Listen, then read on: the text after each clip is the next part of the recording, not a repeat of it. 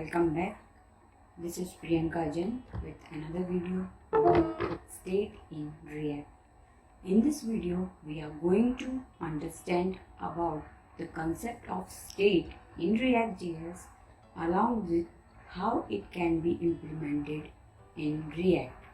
So, first let's start with what is state. So, what is state? A state in React can be changed as per user action or any other action. When the state is changed, React re-renders the component automatically to the browser. State also contains information that can be changed during component's lifecycle. React stores the state of a component in this .state. Using this .state, we can get the value of state stored in it. The value of state can be set in two ways depending on the way a component is created. Let's see the ways in which component can be created. We already learned about the React.create class. If we want to create component in our basic way, we can use React.create class and set our state using getInitialState and the function. And the other way to create a component in ReactJs is our ES6 class method, that is class counter extends React.component, and in the constructor we can set this .state value. To update the state value, we have the method this .setState. In this .setState method, it performs a shallow merge of data which then re-renders the component. The data argument under setState method contains object or functions that contains keys to be updated. The optional callback parameter under setState method contain function. So setState is asynchronous. It do not immediately update values. If user tries to access this .state immediately after setState is called, there are chances to get old values. This method schedules an update and computation is delayed until necessary. It do not return the instant values of state, or we can say instant updated values of state, as it is an asynchronous method. So while using state or setState, we should take care of three things. State should not be assigned a value directly other than in constructor. We should always use a setState method to update the value of state. State updates may be asynchronous, so the user should not depend on the state value for calculating next state value.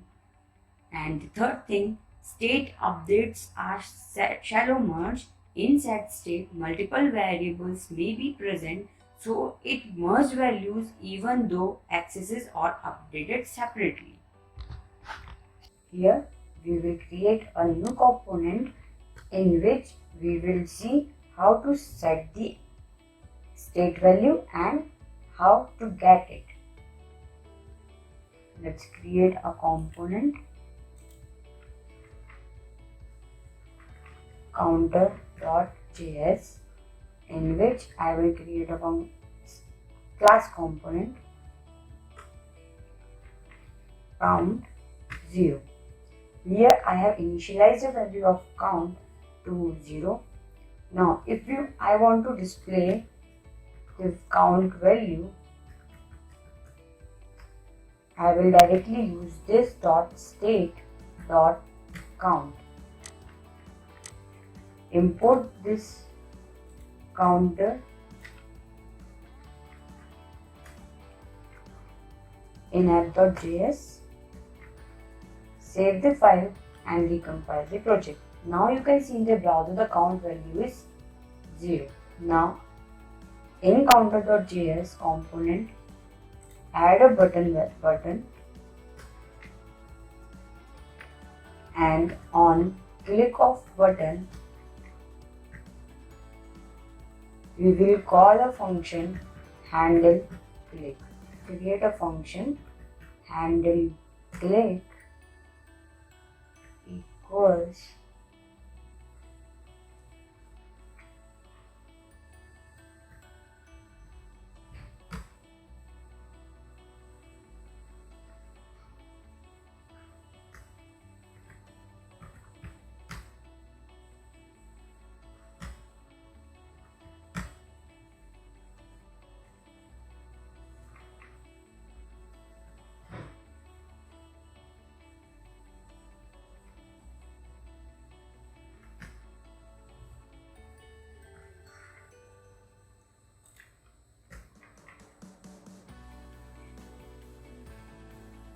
after creating handle click event, we need to register in our constructor this dot handle click equals to this dot handle click dot bind and in bracket this.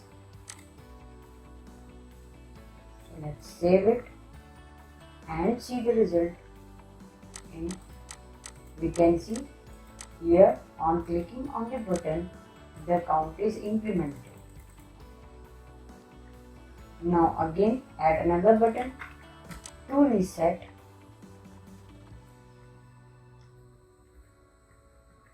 our count. So to reset our count, we can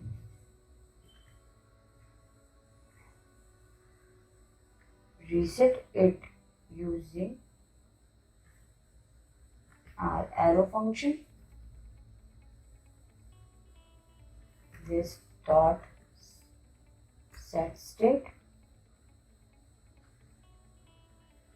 this dot state dot count. On saving it, we can see it works perfectly. So let's take an overview of the code. What we have done, we have first created a stateful class component in which a constructor is there.